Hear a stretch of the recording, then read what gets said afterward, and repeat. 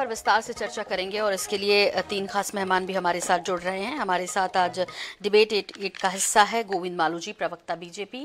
हमारे साथ हैं संदीप सबलोग जी, प्रवक्ता कांग्रेस। और हमारे साथ हैं जय नागरा जी, वरिष्ठ पत्रकार। बहुत स्वागत है आप सभी मेहमानों का। पहले संदीप सबलोग जी, आपका ही रुख कर रही हूँ और आपसे समझना चाह रही हूँ, उमंग सिंघार जी ने दावा किया कि हनुमान जी आदिवासी थे। इसको थोड़ा सा डिटेल में बताइए प्लीज। सोनल जी, केवल हनुमान जी ही नहीं, अगर हम संपूर्ण मानव सभ्यता का के इतिहास की तरफ जाते हैं तो हम देखेंगे, हम पाएंगे कि हम सभी वनवासी हैं। धीरे धीरे मानवीय सभ्यता का विकास हुआ और जैसे जैसे सभ्यता का विकास हुआ, लोगों ने जंगल से निकलकर शहरी जीवन को अपनाना शुरू किया। और उमंग सिंघार जी ने जो बात की है कि हनुमान जी जो है वो आदिवासी है, तो हनुमान जी का जो वानर शब्द जिनका प्रयोग किया जाता है, वानर सेना के मुखिया के रूप में, सेनापति के रूप में, तो वानर का अगर हम संधि विच्छेद करते हैं तो वन प्लस नर, तो वन से वन में रहने वाला नर वानर।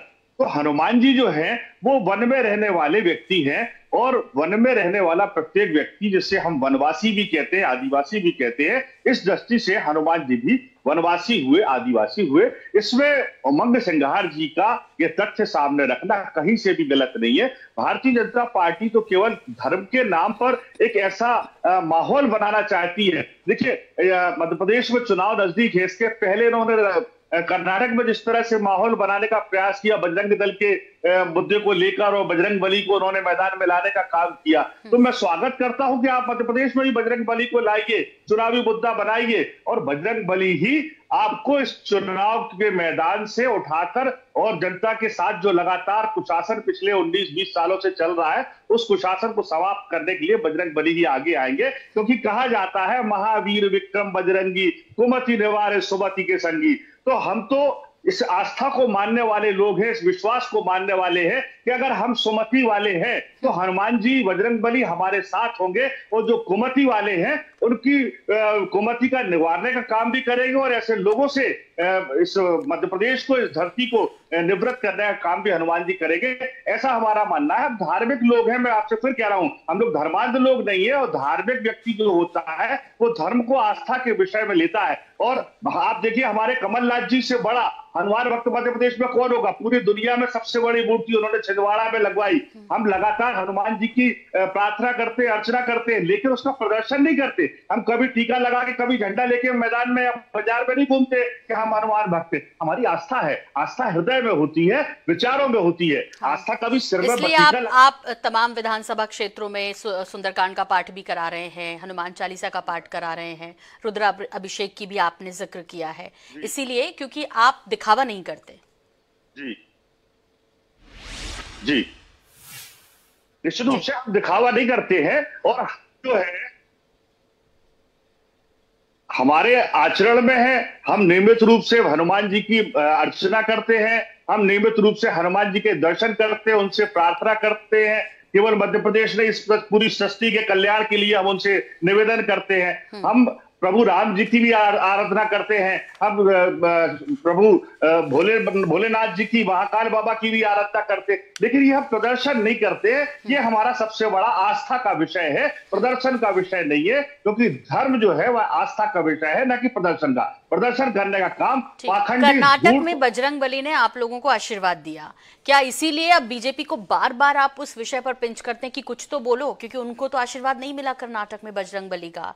बजरंग सेना के नाम पर, बजरंग दल के नाम पर कितना विवाद हुआ, लेकिन जीत कांग्रेस की ही हुई। भले उन्होंने बजरंग दल को बैन करने की बात की। तो आप चाहते हैं कि ऐसा ही कुछ अब बीजेपी मध्य प्रदेश में भी करे, इसलिए उमंग सिंघार जी ने कहा कि वो आदिवासी थे। मतलब किसी भी तरह ये विषय आना चाहिए। सोनल जी, हम बिल्कुल नहीं चाहते हैं कि राजनीतिक मामलों में धर्म को बीच में शामिल किया जाए। मैं आपसे फिर कहता हूं कि हम धार्मिक लोग हैं।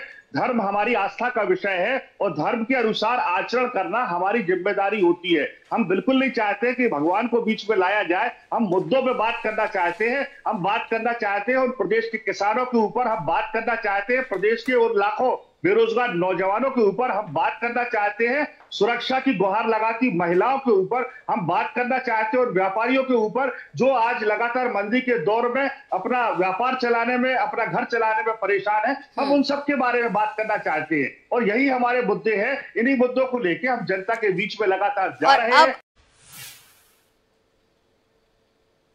पार्टी ने इसको विवाद बनाने का प्रयास किया। एक सामान्य कार्यक्रम में उमंग सिंघार जी ने अपने आदिवासी समुदाय के बीच में इस बात को यदि रखा है तो उसको सामान्य रूप से लेके खत्म कर देना चाहिए। लेकिन भारतीय जनता पार्टी ये मानती है कि धर्म और खासतौर पे हिंदू धर्म के ठेकेदार तो वही है। हिंदुओं के ईश्वर के बारे में बात करना है तो वही करेंगे, हिंदू धर्म के बारे में बात करना है तो वही करेंगे, हिंदुओं के आचरण के बारे में बात करना है तो वही करेंगे। तो ये उनका अपना एक सोच है कि उसकी ठेकेदारी की पूरी भारतीय जनता पार्टी की है। कांग्रेस पार्टी को धर्म के बारे में बात करने का कोई अधिकार नहीं है, ऐसा मेरा मानना है।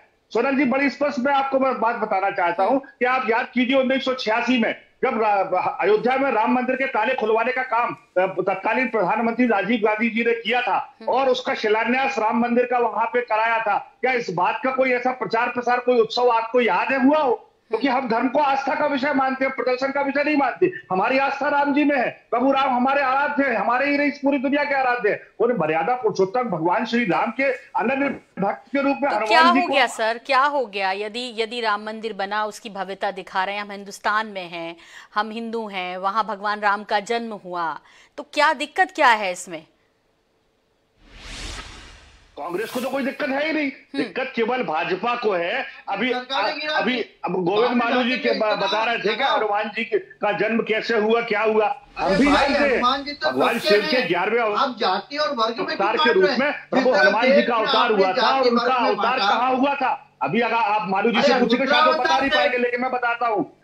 हनुमान जी का जो अवतार हुआ था वो झारखंड में हुआ था, उस वन क्षेत्र में हुआ था। तो वो वनवासी है ना, जब वन क्षेत्र में उनका अवतार हुआ और हनुमान जी को जब ये अवतार प्राप्त है, वरदान प्राप्त है कि शिव जी के 11वें अवतार के रूप में वो एक बुद्धिमान और शक्तिशाली व्यक्तित्व के रूप में हमारे सामने आज भी विराजमान है, तो उनके बारे में चर्चा करना, उनकी पूजा करने में भारतीय जनता पार्टी के लोगों के पेट में दर्द क्यों होता है, ये समझ से परे है। क्योंकि हनुमान जी भारतीय जनता पार्टी या कांग्रेस पार्टी के आराध्य नहीं, संपूर्ण हिंदू धर्म के आराध्य है और सब हम लोग को प्रणाम करते हैं। हमारा तो यही कहना है, जैसा उमंग सिंघार जी ने कहा कि जाकी रही भावना जैसी प्रभु मुहूर्त देखा वैसी, हमारी भावना तो हनुमान जी के प्रति ईश्वर के रूप में है। हाँ, ईश्वर के अवतार के रूप में है। हम उसी रूप में लेके उसी रूप में पूजा करते हैं। लेकिन राजनीति का मुद्दा हनुमान जी या बजरंगबली हमारा नहीं है। ये सब मुद्दे भारतीय जनता पार्टी बनाती है।